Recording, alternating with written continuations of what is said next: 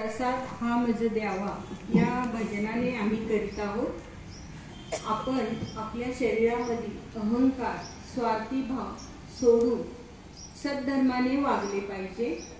दया, क्षमा, शांती या सद्गुणांना नेहमीच आपल्या शरीरात अगदी जवळचे स्थान दिले पाहिजे.